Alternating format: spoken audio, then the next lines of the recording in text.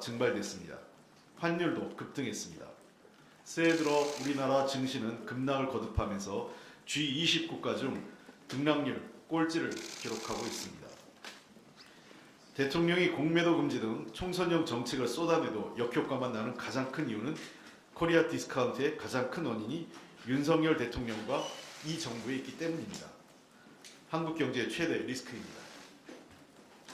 한국 기업과 시장이 제대로 된 평가를 받지 못하는 코리아 디스카운트를 결정하는 주요 요인은 첫 번째는 남북관계 등 지정학적 리스크입니다. 두 번째는 시장의 불확실성 제거 및 시장 신뢰에 영향을 주는 법치와 부정부패 문제입니다. 그리고 세 번째는 경직된 노사관계와 불투명한 지배구조를 지적하고 있습니다.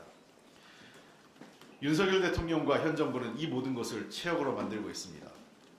우선 남북관계를 파탄으로 몰아넣어 긴장을 고조시키고 있습니다.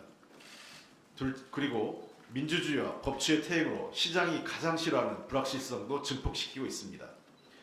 의회가 적법하게 통과시킨 법안의 습관적인 거부권 행사, 그리고 본인과 부인, 처가의 각종 범죄 의혹에 대해서 수사, 특검, 처벌을 모두 막으려는 행태로 법치에 대한 신뢰도 저버리고 있습니다.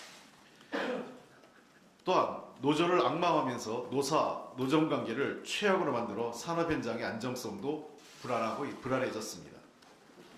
그리고 KT, 포스코 등 외국인 지분이 절반 가까이 기업 인사에 개입하는 등 관치경제로 회귀하여 시장경제를 크게 훼손하고 있습니다. 이렇게 위험하고 불공정하고 부정부패가 용인되면 정부가 시장에 부당하게 개입하는 나라의 경제는 저평가될 수밖에 없습니다.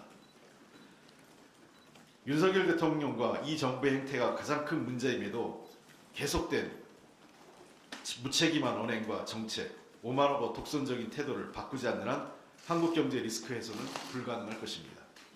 이미 해외 언론들은 윤 대통령이 코리아 디스카운트의 원인이라는 분석을 내놓았습니다.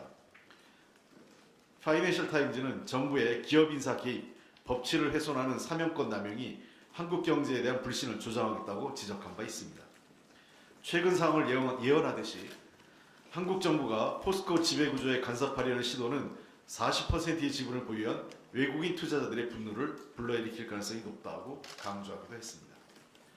한국은행은 최근 금융통화위원회에서 부동산 PF 부실 가능성과 가계와 기업 대출 관련 리스크를 강조했습니다.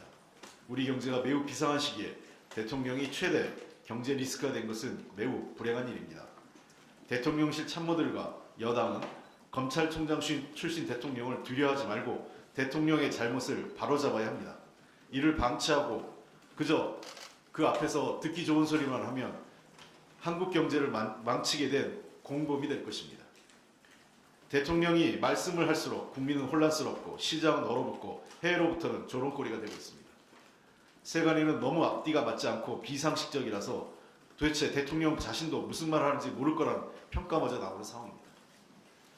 지금 대통령이 해야 할 일은 중구난방식 감세 발언이나 관치로 시장 불안을 키우고 나라 근간을 흔드는 것이 아니라 대통령과 그리고 이 정부가 상식적인 그리고 지극히 이성적인 수준의 발표를 해줄 것을 다시 한번 부탁드립니다. 전 세상의 특별